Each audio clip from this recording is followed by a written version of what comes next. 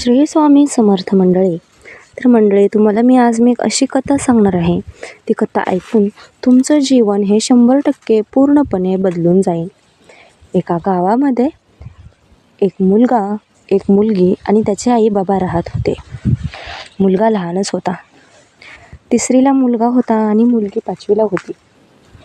आणि घरामध्ये खूप ताणाताण असायची, कायम पैशाची ओरड. त्याच्यामुळे त्याच्या आईवडिलांमध्ये सतत भांडणं व्हायची. मग एके दिवशी त्याच्या आईने ठरवलं की आपण काहीतरी करायला पाहिजे, नुसतं यांच्यावरती अवलंबून राहिला नाही पाहिजे, कारण यांचा कुठे येणारा पगार आपल्याला आपल्या घरासाठी पुरतच नाही. म्हणून तिने ठरवलं आपण मशीनचे क्लासेस करायचे, आपण कपडे शिवायला शिकायचे. म्हणून ती कपडे शिवायला सुरुवात केली तिने. असेच बरेच दिवस लोटून गेले आणि ती शिवायला शिकली. कपडे शिवताना बरेच कस्टमर तिला येऊ लागले आणि एके दिवशी तिच्याकडे सगळं असं टोटल 10,000 रुपये साचले एका आठवड्यामध्ये. तिला खूप आनंद झाला, कारण पहिले जेव्हा तिच्याकडे पैसे नव्हते तेव्हा ती स्वामींची खूप सेवा करायची. एकदा तिच्याकडे पैसे आले आणि तिने स्वामींची सेवा करणं बंद केलं. हळूहळू असंच चालू राहिलं.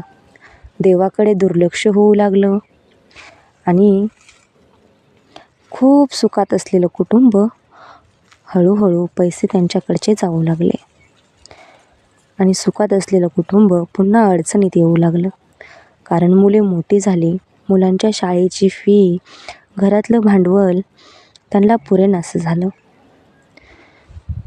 म्हणून कधीतरी तिच्या मनात आलं, आपण पहिली स्वामींची किती भक्ती करायचो.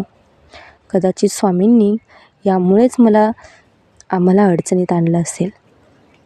तिच्या मनात आलं. ती देवापाशी गेली, स्वामींच्या पुढे हात जोडले. स्वामी, चुकलं माझं, मला माफ करा. यापुढे मी तुम्हाला कधीही विसरणार नाही. खूप रडली. स्वामींनी तिच्या अडचणी स्वामींना सांगितल्या. तेव्हा तिथे एक गुरु बसलेले होते. ते हसले. तिच्याकडे बघून म्हणाले, बाळा, काय झालं? खूपच अडचणीत आले का? खूप अडचण आहे का तुला? रडू नको बरं. तिला एका वेळेला मनात सकारात्मक विचार आले. खूप छान वाटलं. ते बाबा तिला बोलू लागले. असं वाटत होतं तिच्याशी स्वतः स्वामी येऊन बोलत आहेत. ते म्हणाले, बाळा, कधी आपल्याकडं खूप आलं तर आपण त्याच्यामध्ये हरवून जायचं नाही. आपण कधीही देवाला विसरायचं नाही. आपल्याकडून जे होईल, जसं शक्य होईल तसं देवाची भक्ती करत राहायचं. मुखी स्वामींचं नामस्मरण ठेवलं की आयुष्य कसं सुखाने जातं आणि प्रत्येक गोष्टीत यश येतं. ती उठली, त्या बाबांच्या पाया पडली आणि म्हणाली, खरंच चुकलं माझं. मी पहिली स्वामींची खूप सेवा करायची, पण आता कामामुळे मला वेळ भेटत नव्हता आणि माझ्याकडून स्वामींची सेवा होऊ शकली नाही. पण इथून पुढे मी प्रयत्न करणार. मी स्वामींना विसरणार नाही. जेवढी होईल तेवढी मी स्वामींची भक्ती, स्वामींचं नामस्मरण कायम ठेवील, अशी म्हणाली. आणि स्वामींच्या पुढे जाऊन हात जोडताच पाठीमागे असलेले बाबा गायब झाले. असं वाटलं जणू साक्षात स्वामी समर्थांनी तिला दर्शन दिलं. म्हणून संसार करा, पण संसारात नामस्मरण करायला विसरू नका.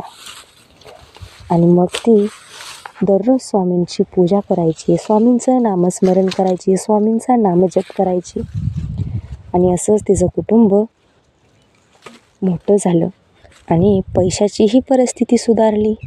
नवऱ्यालाही आणखीन मोठ्या पदावरती जॉब लागले आणि तिचंही रुटीन सुरू झालं. तिची मुलंही मोठी झाली, परदेशात शिकायला गेली. स्वामींची कृपा कळून येत नाही, स्वामींची कृपा ही कायम राहते. म्हणून स्वामी समर्थांची कृपा कशी आपल्यावरती होते कधी सांगूही शकत नाही. म्हणून स्वामींचं नामस्मरण करत राहा, नामजप करत राहा. श्री स्वामी समर्थ. ही कथा कशी वाटली मला कमेंट करून नक्की सांगा आणि कमेंटमध्ये श्री स्वामी समर्थ लिहायला विसरू नका. श्री स्वामी समर्थ. जय जय श्री स्वामी समर्थ.